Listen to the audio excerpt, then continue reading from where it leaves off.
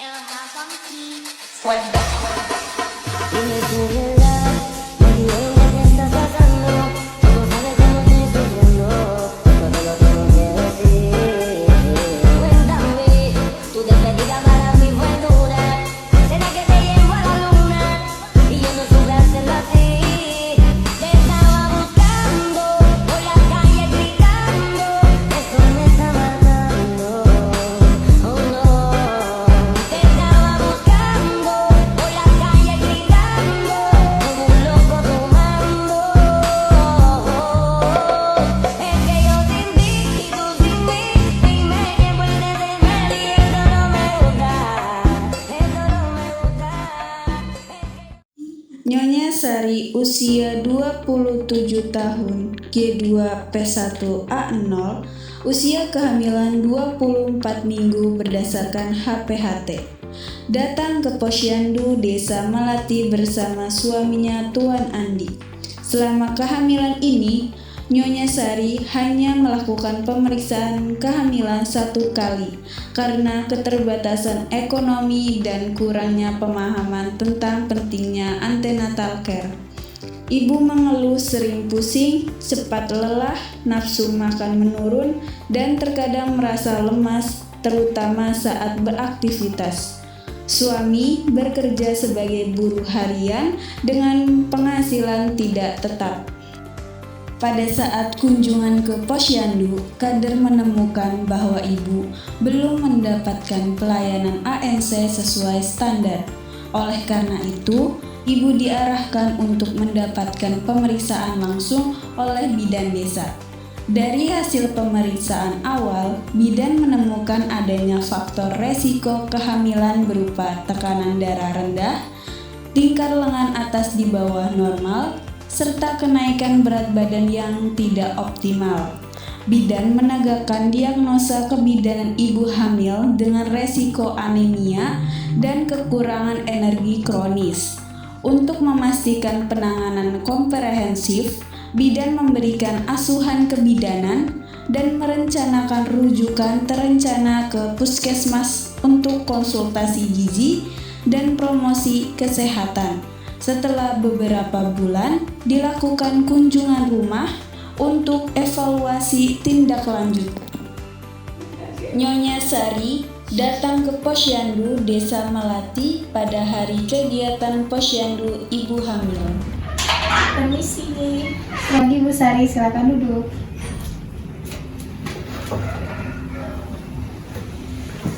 Ibu sekarang hamil berapa bulan? 6 bulan Bu, saya sering merasa pusing dan cepat capek.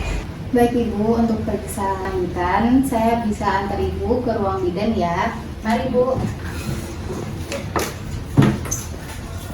Kader Posyandu mengantar Nyonya Sari menuju ruang pemeriksaan bidan desa. Nyonya Sari tiba di Poskesdes Desa Melati untuk melakukan kunjungan antenatal care. Ini merupakan kunjungan pertama Nyonya Sari pada trimester kedua.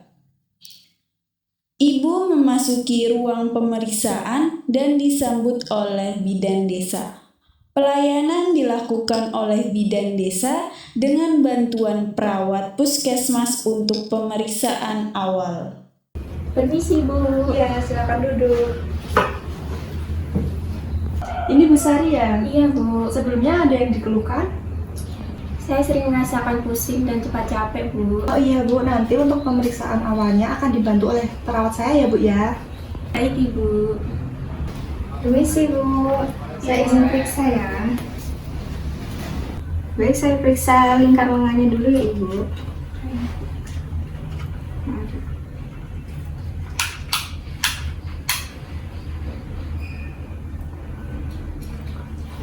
Mari Bu.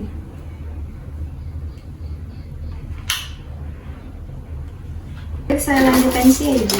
Baik. Dulu sini.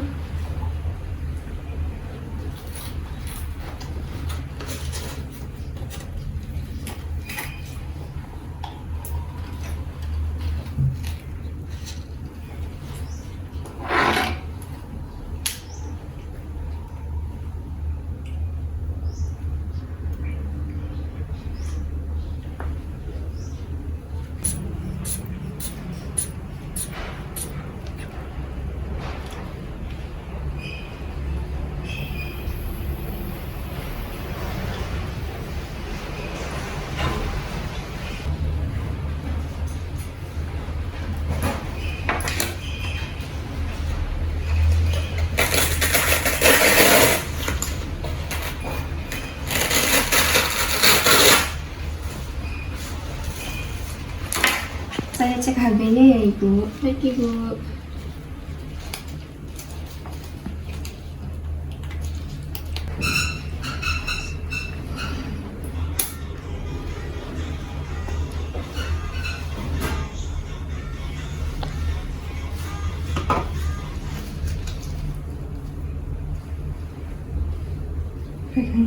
Baik, saya jelaskan hasilnya ya Ibu. Jadi lingkar lengan Ibu tadi ada di 23 cm. Tekanan darah Ibu normal di 100/90 mmHg. Nah, HB Ibu itu di 9. Nah, nanti selanjutnya akan dibantu dijelaskan oleh Ibu bidan ya Ibu. Baik Ibu, terima kasih. Iya, sama-sama Ibu. Setelah pemeriksaan awal selesai, bidan desa melanjutkan pemeriksaan dan asuhan kebidanan berdasarkan hasil pemeriksaan perawat dan keluhan ibu. Bu, ini tadi telah dilakukan pemeriksaan ya Bu, dan tensinya itu normal dan ini kadar HB-nya Ibu tuh rendah. Apa Ibu tidak mengonsumsi tablet FE ya Bu? Minum Ibu, tapi saya sering lupa. Oh iya Ibu, kalau bisa jangan sampai lupa ya, soalnya kalau saat kehamilan itu minimal mengonsumsi tablet FE itu 90 tablet. Saya sering mual Bu, setelah mengonsumsi obat.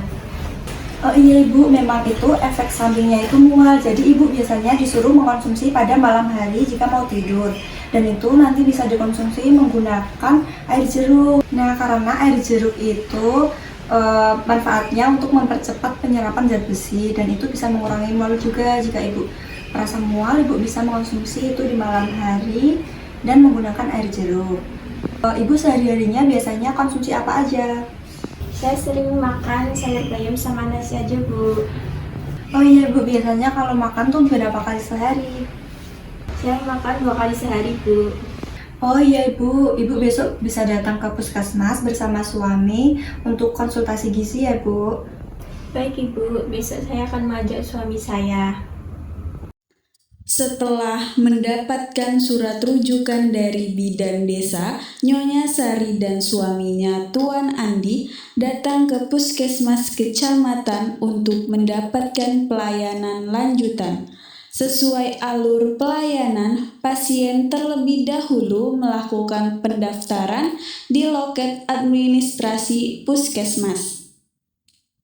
Petugas administrasi melakukan pencatatan identitas pasien, memeriksa kelengkapan berkas, serta memasukkan data pelayanan ke dalam sistem puskesmas. Permisi Bu. Iya, silahkan duduk.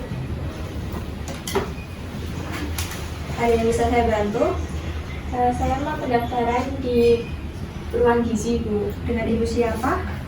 Ibu Sari. Baik Bu, ini kenapa ya Bu keluhannya? Berat badan saya rendah Bu. Oh baik, saya daftarkan dulu ya. Oh ini udah terdaftar ya Bu, Ibu bisa di sebelah ruang gizi. Baik Bu, terima kasih. Mari. Permisi Bu, selamat pagi. Oh ya, selamat pagi Pak Andi, Bu Sari. Silakan duduk. Iya Ibu, terima kasih. Baik Pak, Bu, saya sudah menerima rujukan dari Ibu bidan terkait berat badan dan juga ukuran lila Ibu. Nah, di sini saya akan menggali pola makan sehari-hari Ibu bagaimana, jadi nanti agar bisa mencukupi nutrisi Ibu saat hamil. Saya makan 2 kali sehari Bu, dan sering tidak ada lauk. Dari situ, dari pengakuan Ibu tadi itu bisa mengakibatkan ini ya Bu, kekurangan energi kronis atau KEK. Nah nanti itu tapi jangan khawatir Bu, bisa diperbaiki dengan pola makan Ibu yang bergizi. Sebentar saya catat dulu ya Bu.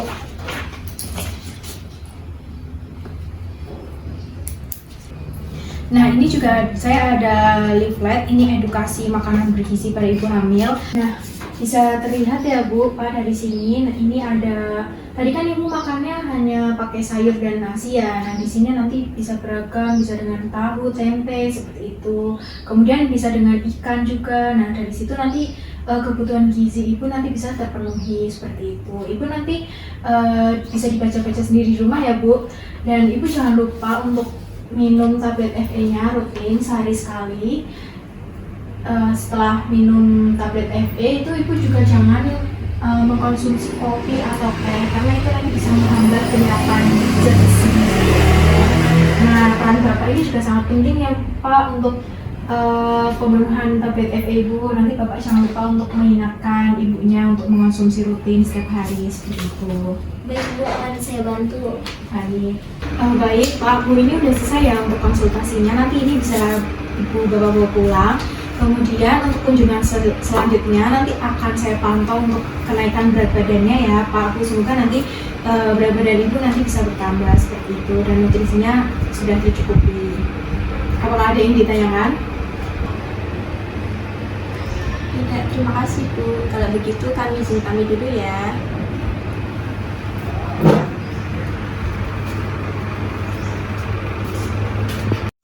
Setelah selesai konsultasi gizi, Nyonya Sari dan suaminya diarahkan oleh petugas ke ruang promosi kesehatan.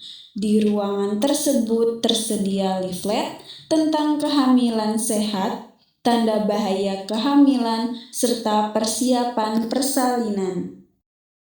Baik, Pak Andi, Bu Sari silakan duduk. Selamat siang, Mbak, Bu. Di sini saya akan menjelaskan tentang persiapan persalinan dan juga kehamilan ibu ini. Ini kan udah hamil 6 bulan, jadi nanti 3 bulan lagi ibu akan bersalin. Nah, ini ada leaflet dan juga brosur tentang pemeriksaan kehamilan normal dan juga tanda bahaya pada kehamilan. Baik Bu, saya kurang tahu tanda bahaya kehamilan. Nah, selama ibu hamil ini, ibu itu harus melakukan ANC di puskesmas selama 6 kali, Bu. Nanti yang 2 kali itu bersama dokter, kemudian 4 kalinya itu bersama bidan, seperti itu. Nanti jika ibu mengalami tanda bahaya kehamilan seperti bengkak, kemudian pusing yang berat, kemudian sakit perut yang berat, nyeri, kemudian nanti jika gerakan janin ibu itu berkurang, ibu nanti bisa datang ke fasilitas kesehatan terdekat ya, Bu. Kemudian ini nanti untuk brosur dan juga leafletnya bisa ibu baca-baca ya Bu. Oh iya Bu, selain itu nanti ini juga ada brosur untuk rencana persalinan. Nah, nanti di rencana persalinan itu ibu harus menyiapkan rencana tempat bersalin, kemudian rencana pendamping persalinan dan juga kendaraan saat terjadi keadaan darurat seperti itu. Berarti kami harus siap dari sekarang ya Bu? Iya betul Pak, dukungan Bapak sangat penting. Nah, Ibu juga perlu menjaga psikologisnya agar nanti Ibu tidak stres saat menuju persalinan. Saya memang sering merasa cemas, apalagi untuk biaya persalinan Ibu. Nah, itu memang wajar Bu, tapi nanti dengan informasi yang cukup, kemudian dukungan dari keluarga, juga suami, nanti itu bisa mengurangi kecemasan pada Ibu. Nah, nanti jika ibu mengalami sulit tidur atau kecemasan yang berlebihan, nanti ibu bisa konsultasi kembali ke bidan ya Bu. Ini untuk leafletnya saya berikan ke ibu, nanti bisa dibaca-baca ya Bu di rumah. Baik Ibu, terima kasih. Kalau begitu kami izin pulang terlebih dahulu ya Ibu.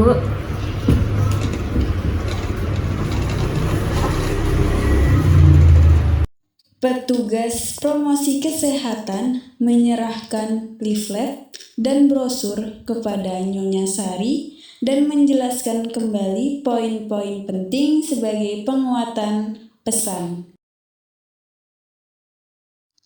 2 bulan setelah Nyonya Sari mendapatkan pelayanan ANC di Posyandu dan rujukan ke puskesmas, bidan desa bersama kader Posyandu melakukan kunjungan rumah.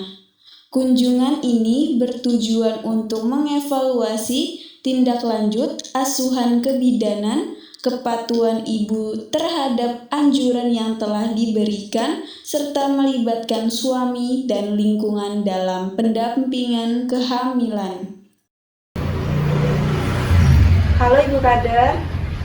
Iya Ibu, bagaimana? Besok ada acara tidak? Saya tuh nggak ada jadwal Bu besok. Oh, tidak ada ya Bu. Kalau tidak ada nanti kita besok rencanakan home visit ke rumah Ibu Sari ya. Oh iya, besok saya tunggu di jam 10. Oh iya. Baik Ibu, terima kasih. Assalamualaikum. Baik, waalaikumsalam. Apakah Ibu sekarang sudah ada rencana untuk persalinan nanti? Oh iya ini Ibu, ini nanti saya akan jadwalkan kunjungan ulang ANC ya di Puskesmas. Baik Ibu, kalau begitu kami izin pamit terlebih dahulu ya. Terima kasih Ibu atas perhatiannya. Bidan mencatat hasil kunjungan rumah, mengingatkan jadwal kontrol ANC berikutnya, dan menyepakati pemantauan lanjutan bersama ibu dan suami. Perjalanan Nyonya Sari mengajarkan kita bahwa kehamilan bukanlah proses yang harus dijalani seorang diri. Dengan pendampingan yang tepat, pemahaman yang cukup, dan dukungan dari orang-orang terdekat, risiko kehamilan dapat dicegah dan ditangani sejak dini. Perubahan kecil yang dilakukan Nyonya Sari, makan lebih teratur, rutin minum tablet tambah darah, serta melakukan pemeriksaan kehamilan sesuai anjuran, membawa dampak besar bagi kesehatannya dan perkembangan janin.